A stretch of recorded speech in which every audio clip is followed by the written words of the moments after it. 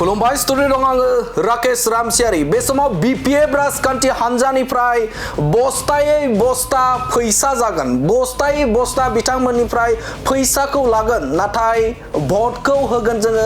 ट्रेक्टरनो बे बाथ्राखौ बुंदों गहपुरनि रायजो राजाफोरा थारैनो मख'नांगोन जे बे समाव बावैसो सान सिगाङाव प्रेस मोसाहारिया बीपीएफ राजखान्थि हान्जानि सासे दैदेनगिरि एबा एमसीएलए प्रेस मोसाहारिया धनस्री बियाबाव गोग्लैनाय जे जायगाफोराव बा सानजा फारसे रायजो जानाय बिथांमोननियाव बिसायख'थि फोसावदिं खालामनो थांदोंमोन आरो बे बाथ्राखौनो फिन जाथाय होनानै गोख्रों बाथ्राजों बुंथिदों बे समाव बीपीएफ राजखान्थि हान्जानिफ्राय बस्थायै बस्ता फैसाखौ लागोन एबा जागोन नाथाय भटखौ नांगोलाव होआ भटखौ होगोन ट्रेक्टरनोसो होननानै बाथ्रा बुंथिदों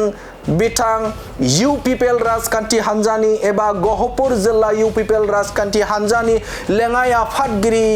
बिथां ज्योति बसुमतारी बिथाङा नोंथांमोना मिथिगौ जे बे समाव सानजा फारसे सीमाया बांबाय एबा 60टा गामिया बांबाय एबा बारायबाय आरो बे बारायनाय जे गामिफोरखौ बीटीसीनि गुबुन गुबुन बियाबफोराव राननानै होदों आरो बेनिनो धनस्री बियाबावबो गोबां गामिफोरा हाबसनदों आरो बेखौ नोजोर बोनानै प्रेस मोसाहारिया आरो बे खाबुखौ लानो थाखाय प्रेस मोसाहारिया गहपुराव थांदोंमोन आरो गुबुन गुबुन जायगाफोराव बिथाङा फोसावदिं खालामदोंमोन बिसायख'थि फोसावदिंआव बाहागो लादोंमोन आरो बे बाहागो लानायखौनो नुनानै बे समाव गहपुर यूपीपीएल राजखान्थि हान्जानिया गोख्रों बाथ्राजों सोंखारिदों बिथाङा बुंथिदों जे बे समाव बीपीएफ राजखान्थि हान्जाया मोनसे समाव सानजा फारसे रायजो जानाय बा सानजा फारसे गामि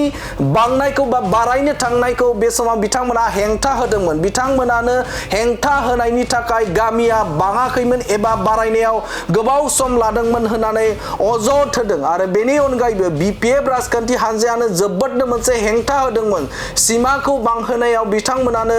गोख्रोङै रल लादोंमोन होननानै बाथ्रा बुंथिदों गहपुर यूपीपीएल राजखान्थि हान्जानि दैदेनगिरि बिथांमोना आरो बिथांमोना रोखाय बाथ्रा बुंथिदों आथिखालाव जाखिनि बिटिआर गोजोन गोरोबथा बे गोरोबथानि गेजेरजों सानजा फारसे रायजो जानाय बिथांमोना बिटिआरआव हाबबाय आरो बे बिटिआरआव हाबनाया जोबोदनो मोनसे बाखनायजाथाव एबा मोजांनि बाथ्रा आरो बे समाव फैगौ बिसायख'थि जानो थांगासिनो दं आरो बे बिसायख'थिखौनो लोब्बा लाखिनानै बे समाव खाबु लानानै बे समाव प्रेस मोसाहारिया बीपीएफ राजखान्थि हान्जानि प्रेस मोसाहारि बिथाङा बे समाव बिसायख'थि फोसावदिं खालामनो फैदों नाथाय बिथांमोनानो मोनसे समाव हेंथा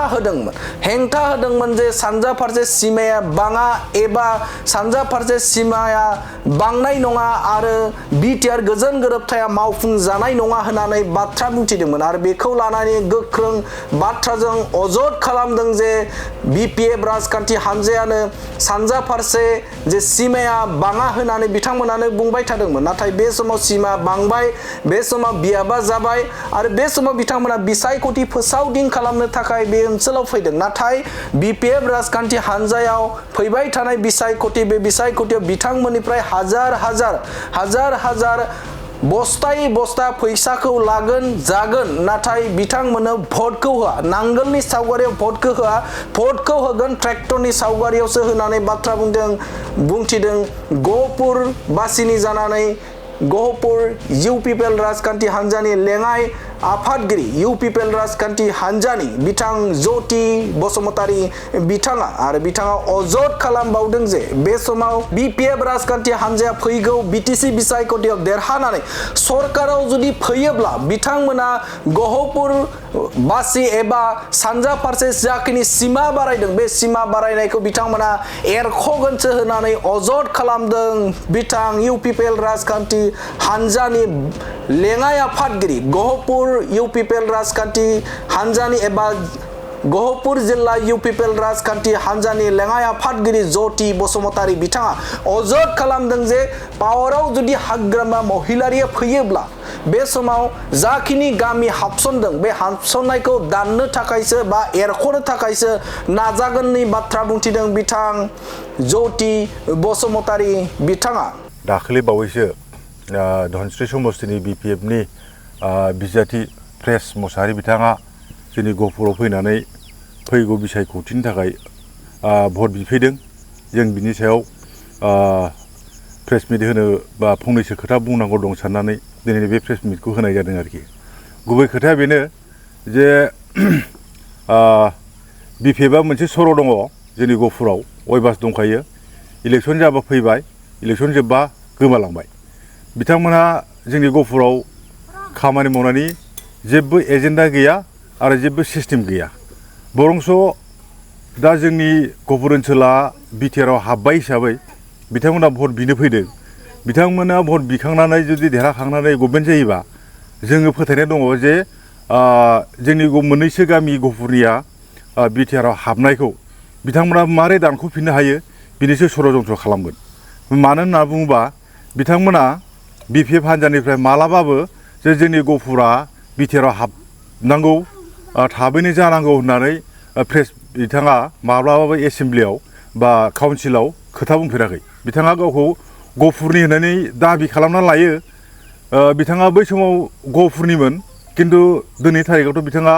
गहपुरनि होननानै जेबो मोनसे सेन्टिमेन्ट गैया दा जोंनि गहपुरनि रायजोफ्रा बिपिएफ हान्जानो भट होनाय नङा मानो होननानै बुङोबा बिथांमोना गहपुरखौ दानो फैयाखै बरंस हाबखानाय गामिखौ मारै दाननो हागोन बिनिसो षड़यन्त्र खालामनो फैदों आरो बेखौ जोङो गामि गामि न'खर न'खर जों बे खौरांखौ जों फोसावगोन इउपिपिएल जानानै महिलारिया गहपुरा बिटिआरआव हाबनांगौ होननानै मालाबाबो जोंखौ मदद होफेराखै बरंस बियो माखासे संगठनफ्रा केस होनायाव सिंजों बियो थुनजलायनासो होदों माने जोंनाय अराव गिहि लुना होदों बेनिखायनो गहपुरनि रायजोआ बे बाराव माने बिपिएफआव भट होनाय नङा बेखौ कनफार्म आरो बिपिएफआ बाहाय लस जागोन